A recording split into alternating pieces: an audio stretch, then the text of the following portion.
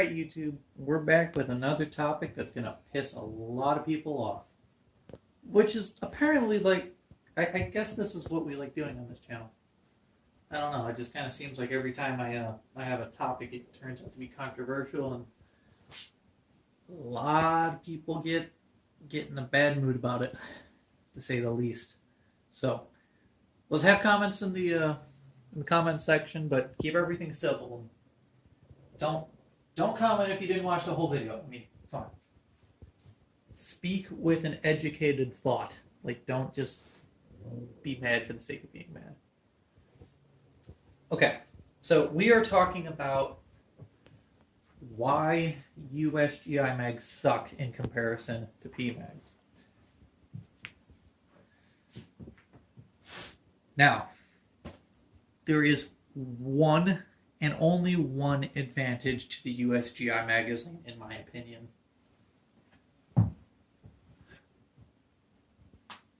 It's lighter.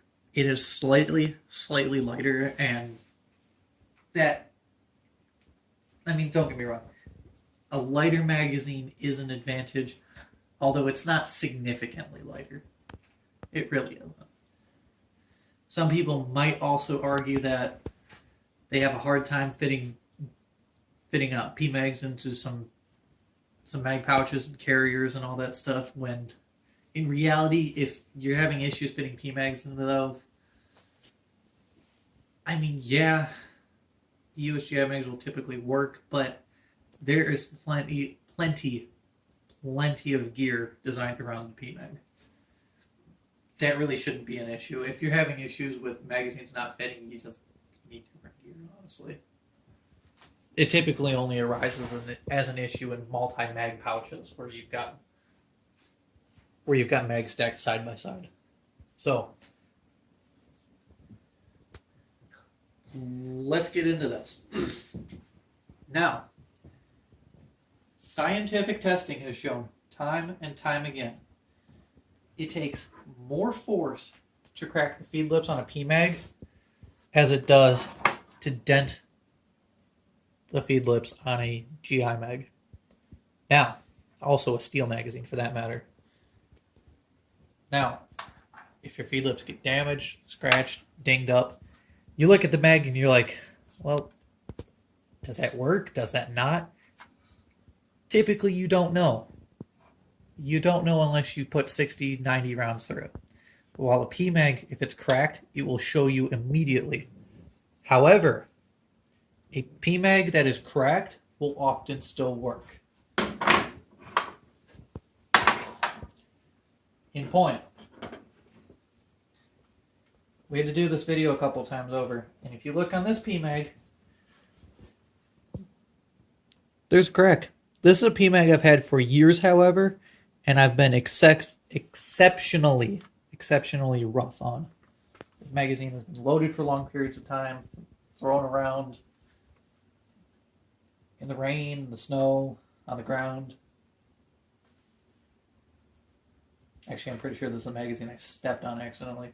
But it's been through the ringer. However, it still has been 100% reliable because I don't even know when this cracked. I'll be honest with you. I don't look at my mags that closely. I probably should, but I mean, it sort of is there.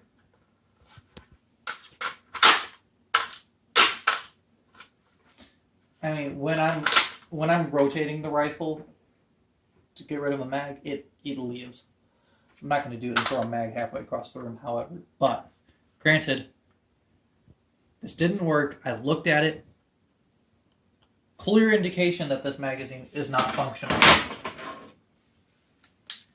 Now, most people take their mags out, put them on a bench. That mag's been through a lot of shit. That is the only time I've ever had an issue with Magpul magazine. Meanwhile, my number one mag that I use for home defense purposes, always loaded, has been loaded for years.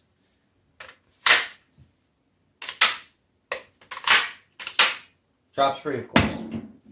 Much heavier than all the other magazines. Drops free.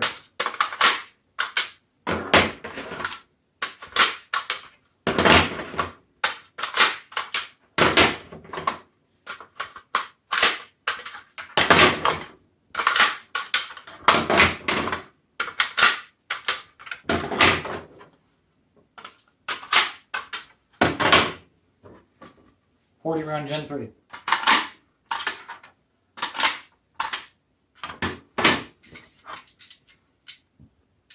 .60-round D60 drum.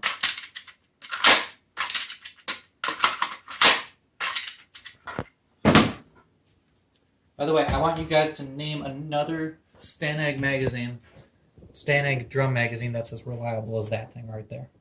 You really can't. For about $100, that thing is a steal. So, it's also the fastest feeding Stanag magazine available in the world.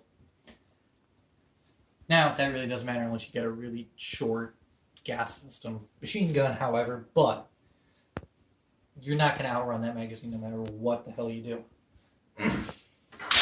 Bolt closed. Fully loaded magazine.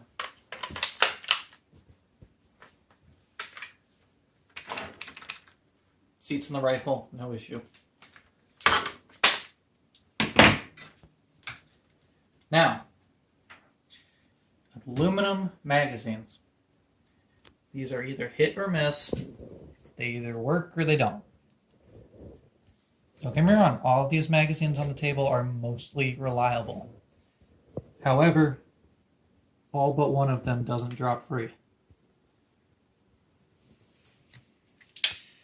That's including this. This is ASC magazine. This thing actually jammed every single shot until I put a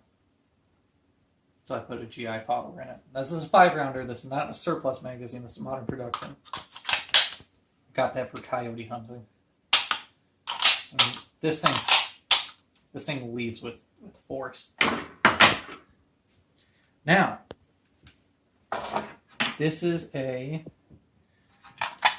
Center Industries Corporation, Wichita, Kansas marked magazine. It's produced in 2004. Restricted law enforcement government use only. Clinton ban magazine.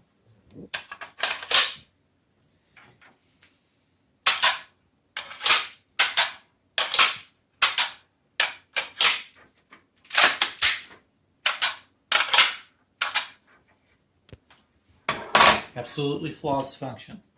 That's probably one of my best magazines, if not my best aluminum mag. However, I mean, my best of the aluminums. No name. This is a November of 2008 production.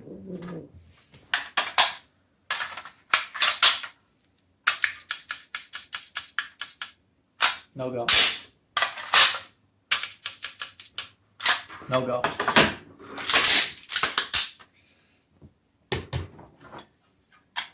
March of 2004 production, or 2003, or I'm sorry, April 2003, misspoke, production.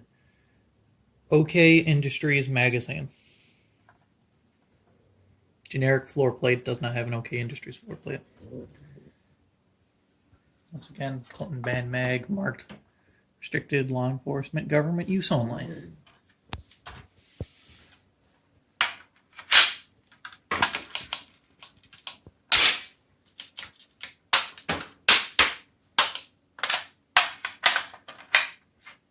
I mean,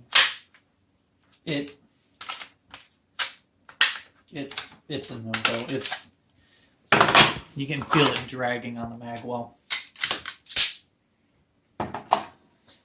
This is a magazine I've had for a very long time.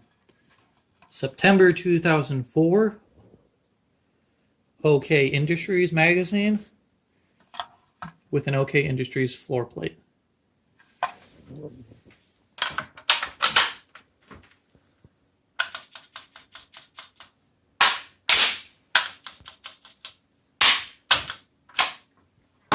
No go. Okay, I can hear people screaming. This guy's an idiot. You don't know what you're talking about. Get good quality magazines. Good quality aluminum mags. Alright. How about a brand new, other than the light use I've put through it, Colt magazine. This thing was virtually untouched when I got it. And honestly, I don't put very many rounds through it. Just because it's kind of cool to have Colt mag laying around. There's floor plate. Colt magazine. This is a 2009 mag.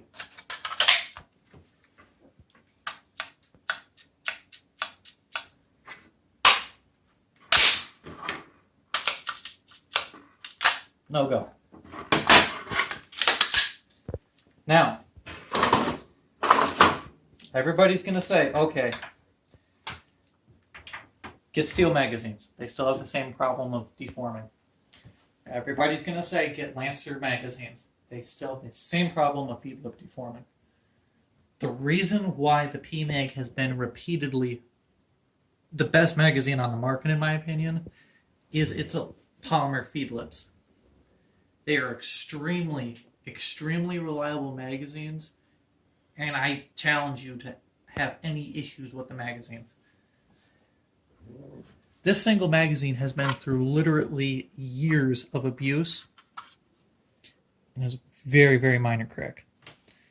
This magazine has been entirely reliable in feeding, however. And I bet you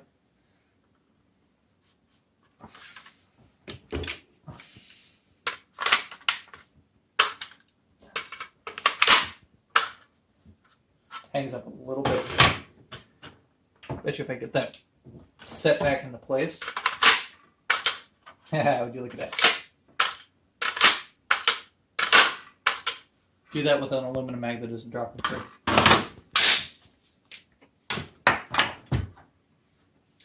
Now, people are going to argue Pmags are cheaper, or GI mags are cheaper. They are, if you can find them at a gun show. Probably you can get them fairly cheap. However, when Gen 2 Pmags like this go on sale, they're $8 a piece. I've seen them for $7.50 a piece at their lowest. That's just as cheap as aluminum magazines, unless you have somebody pricing them ridiculously low, which I personally haven't seen in years. So, especially with how much money that people want for these older magazines, especially these Colt mags. New these things are $30, and I've seen people at gun shows mark these things as high as $50. They're ridiculous. I bought a handful of these aluminum magazines, and there was a Colt in there, and I didn't even notice until I got it home. So that was a score. However, this magazine still doesn't drop free. It's been reliable. It hasn't dropped. Don't drop free though. So, if you want to talk about this in the comments, absolutely, I fully support commentary. If you want to talk about this, let's talk about this. Let's keep the comment section civil, though. Don't turn this into an attack on anybody. Facts on facts. We're not doing emotion. We're not going off what my buddy heard. We are going to simply go off of actual statistics. And time again, the Pmag has always been a cut above. Now, you might here's a valid point in favor of the GI mag. The GI mags have been in service since the 50s and 60s. The Pmag is about 10 years old. We don't have the long-term track record that we do with the aluminum magazine. But these magazines are not old. These aren't. We have a 2005, a 2009, a 2004, a 2008, and a 2004. So, 10 to 15 years old or something. Only one of these drops free. All of these Pmags that have been rode from hell and back, including the one with a cracked rear area on it, which I bet you if you took a soldering iron or something stupid to that, you could close it back up. Might try that, actually. You're not going to repair an aluminum magazine that easily, though. Now, what I'm showing you here is I have never once heard of anybody talking about the Pmags failing. Well, especially like these ones. It's just, they don't have the track record. I got these magazines and they were already screwed up. And if you look here, I've had double feeds a lot of times in these magazines, and there isn't a single like dent at all on the feed lips. They're worn from being in and out of a rifle and in and out of carriers and just tossed around a lot, but they're not dented in the least.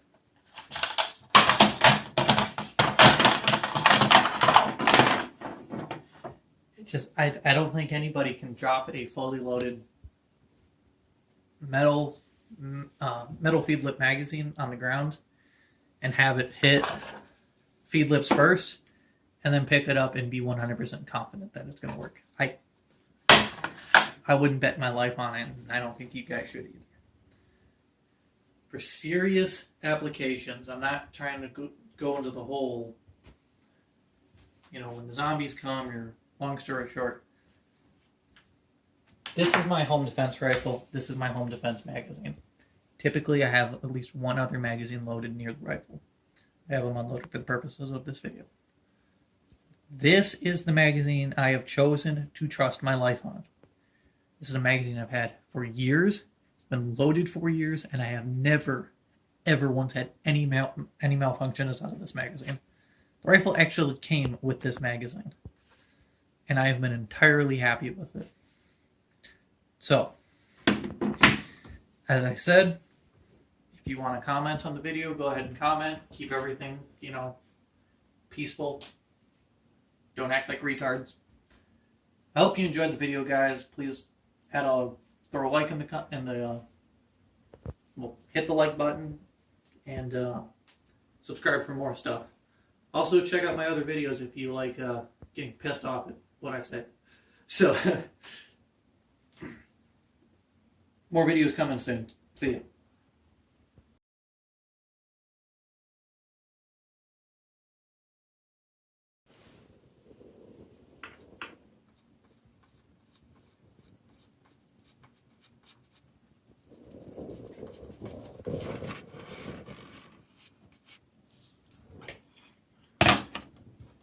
Alright, that was that cracked Pmag that wasn't dropping free. I already got the inside of the mag. I'm trying not to burn the shit on myself.